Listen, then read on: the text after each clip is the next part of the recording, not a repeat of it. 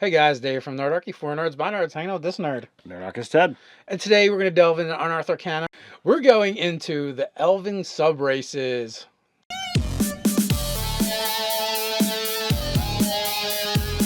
Jump down in the description below where you can sign up for Nerdarchy the newsletter, get weekly gaming tips, as well as learn how to game with Nerdarchy.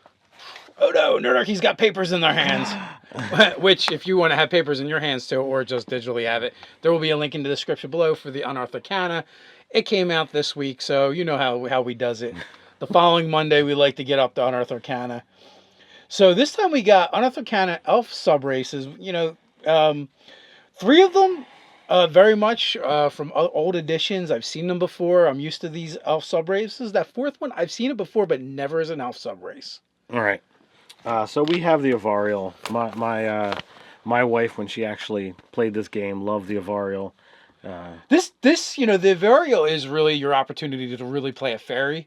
More so than your typical elf, your Tolkien-esque elf, your elf that you're used to from D&D. Like these guys, especially if you wanted to make them a little bit shorter or something, this is like playing a really big pixie or sprite. Now the thing that I actually like about this is there is no built-in mechanic that actually attributes to what I remember from the second edition of Oriole that couldn't or hated going underground.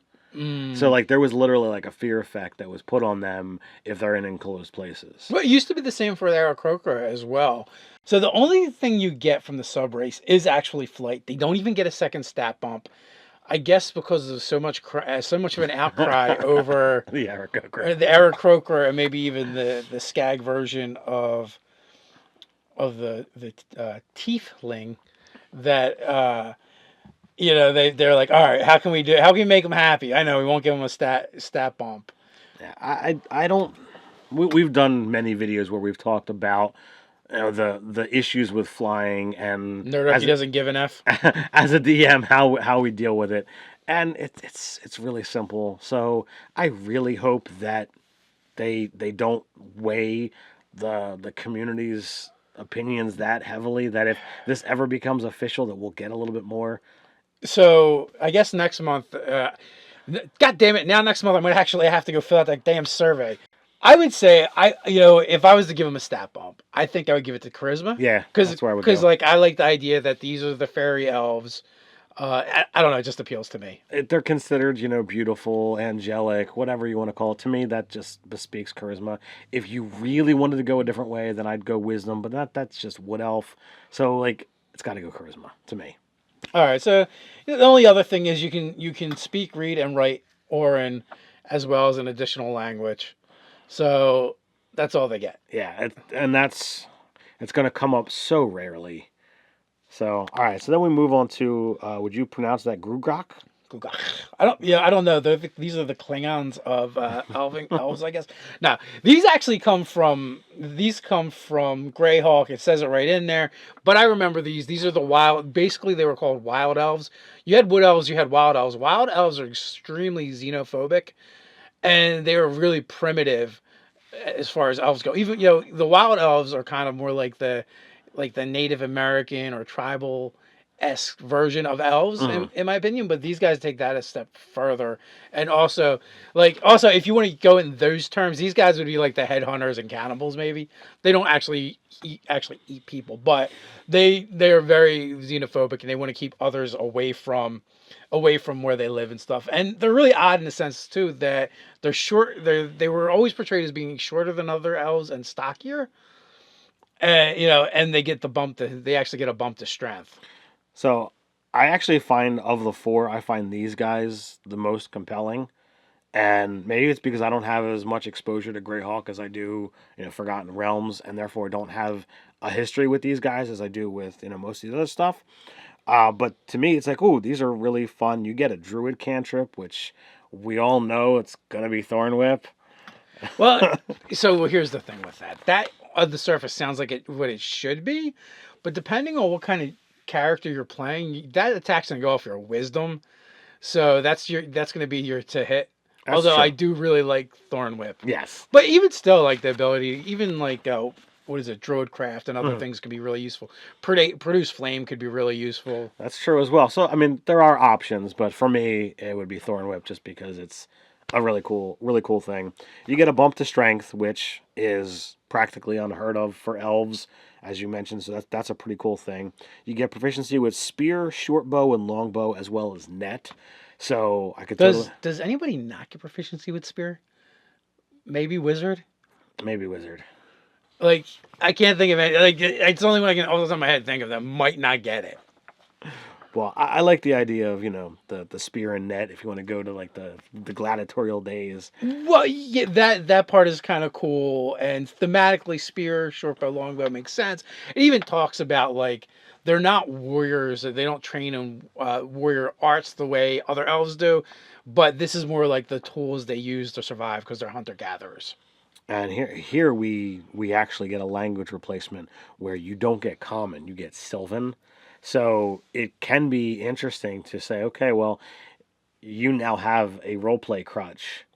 Or you're gonna get a background from your or get a language from your background and take common. Well, all right. Well, that's a way to do it, but it can be an issue. And I've played games where we don't share a language and to have to figure out communications. It can be fun. It can also be a big pain in the ass. It's more annoying than fun, in my opinion. I have to agree there. So, but I do believe that is a callback to them being xenophobes. Right. So it's a issue if you're gonna look at that race. Then we have the SpongeBob SquarePants version of the elves. Now I was talking to Nathan Nerdarchy about trying to make not the aquatic version of elves, but I wanted to make a purely seafaring. They live on like On top of the earth. yeah, Yeah, Waterworld. yeah, Waterworld elves. yes. And now it's like, all right, well now there's less reason for me to make them because we got these guys and you could just as easily use these guys and they can do that, but whatever. So you have a bump to Constitution, so Dex and Con winds up making for some very useful builds across the board. Yeah, you're going to make really strong rangers and really strong fighters with that combo. So then we get proficiency with Spear, again, Trident, Light Crossbow, and Net. So not things that would have problems underwater. So yay. Makes sense. You get, Child of the Sea, you get a swimming speed of 30 feet, and you can breathe air and water. Now, if you're going to be doing a waterborne adventure, this is really awesome and useful to have. If you're on land, utterly useless. Friend of the Sea, using gestures and sounds, you can communicate simple ideas with smaller beasts that have an inborn swimming speed. So This is worth it alone for the Aquaman jokes that will ensue. It's true. Now, I guess because we have the term beasts, that gnomes have the ability to speak with small beasts. These guys like, well, we don't have a animal type of fish. Yeah. So it's like, all right, well, how do we clarify this so that it limits it? Well, but oddly enough, the thing that's kind of weird about it, if like there's certain things like snakes that have swim speeds, marine mammals would have swim speeds, but maybe not so marine mammals might as well. So it'll be some weird crossover that doesn't make sense, but whatever. So, all right, so I can talk to the baby crocodile, but when it gets bigger, I can't. Yeah, he tunes me right out. So that's Typical teenager. that's amusing. And here you also get the extra language of Ocwen. So far we've got Ocwen, we've got Auran, we've got Sylvan. We're really crossing into those rare languages in this. So you have Sea Elf, you have Triton, kind of lizard folk. So we're getting closer to that waterborne, waterbound adventuring party. Same with the flying too, with the Averial, with the Aarakocra, with the Tiefling. We're getting closer to where we can put parties together that are themed. Let's put that water genasi in the water party. Oh yeah, absolutely. They can breathe underwater. Air even works because they don't need to breathe, but it's not quite the same. That's a 4-person party there, right there. Though. Bang! Boom. We should make that happen. You can even do a 5-person if you really want to go that far. All right, so how will we pronounce this one? The shadar-kai? Shadar-kai. I don't know. Guys, go ahead, have at us. Come at me, bro. So we get a bump to charisma, which is maybe why they didn't want to give it to the Avariel. So we still have that spread. Yeah, and also, one of the following cantrips, which is kind of cool because it's a choice. So it's Chill Touch, Spare the Dying, Thaumaturgy. So it actually crosses both wizard and cleric there for your choices. And makes it interesting because each of those offers a different choice. So if you are looking to actually, be a good person and be able to stabilize people, spare the dying is going to be great.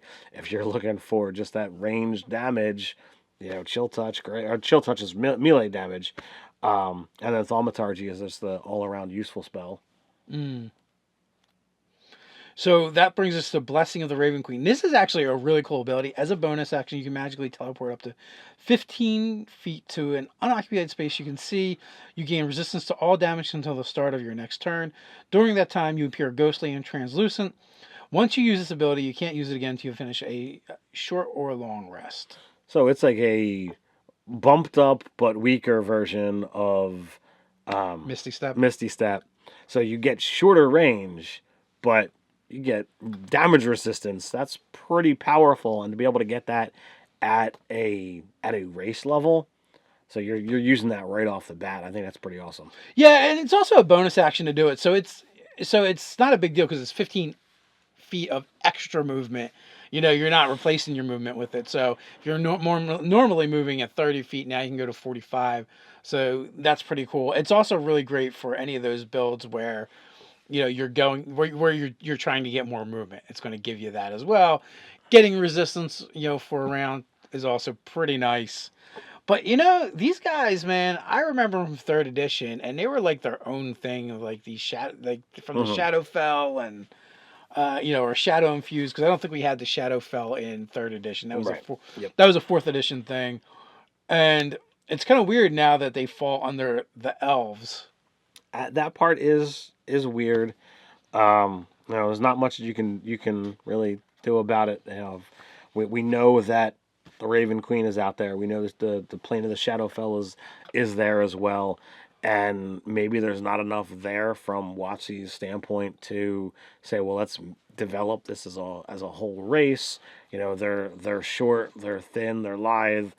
Let's make them elves, and now we got some creepy elves to work with that are different than Drow. Yeah, I don't know if they changed it in fourth or not, but in third, I'm fairly certain they were their own distinct thing. Right. Or if they're changing it over in fifth because like, we need to do something with this.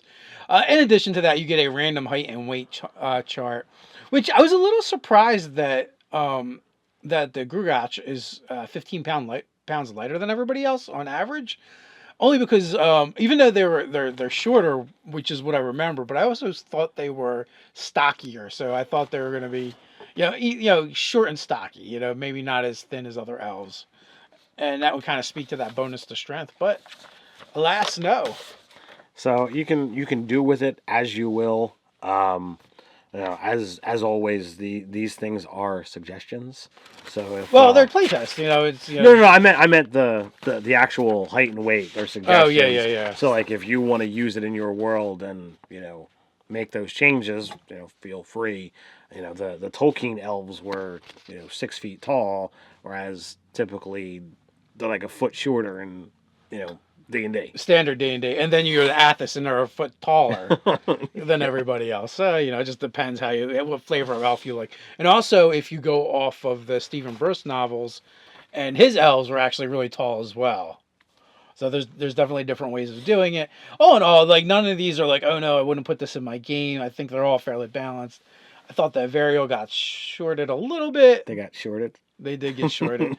I would have, if nothing else, I would have liked to seen them at least just get another stat bump. I mean, because flight, yeah, early on, but third, once you start hitting like fifth level, that's not going to matter that much anymore. Yeah, I like I said, I think they need a little bit more to be properly balanced. So I'll reach out and implore to you guys when that survey comes out. Please give fill out the survey and say that the Avarial needs more out of their race. Proper stat bump is always a good thing. I concur. So, guys, what do you think? There's a place for it down below in the comments. While you're at it, don't forget to like, share, and subscribe. You can check us out over on Facebook. So until next time, Stay nerdy.